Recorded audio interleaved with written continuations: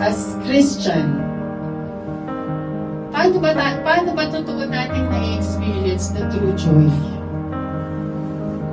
How we can experience true joy while we are in this world full of sufferings, full of problems, full of doubts, full of questions, diba? Full of situation na uncertain. One day, okay ka, the following day, hindi ka na okay. How we will really experience true joy, mga kapatid, while we are doing the will of God.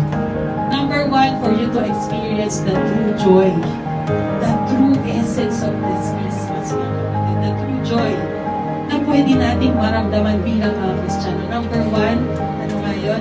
You have to joyfully serve God. Katlo, obey God's will. And lastly, mga kapatid, you have to yield your life to God's purpose. You have to yield. Ano ba yung ibig sabihin ng yield, mga kapatid? It's surrendering, mga kapatid.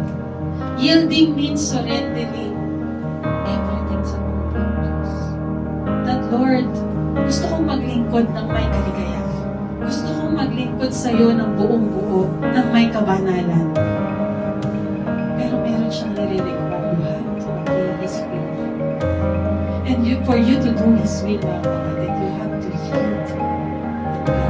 You have to surrender your life to Him. Walang nangyayaring joy sa buhay natin if you do not know how to surrender your full life sa Diyos. Kasi hanggat may tinitira ka para sa sarili mo, mga kapatid, hindi ka magagawa sa Kanya. Joy comes from surrendering, mga kapatid, your expectations to God's perfect will sa atin. And kagaya ni John, mga kapatid, God also can use each and every one of us. You can also be part dun sa preparation na piniprepare natin sa muling pagpabalik ng Panginoong Diyos. You can also be the John in this season, mga kapatid.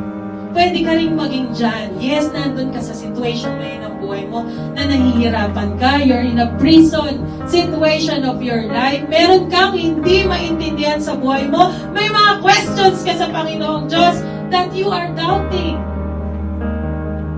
Yung kakayahan niya sa buhay mo. But still, God can use each and every one of us. Just like John.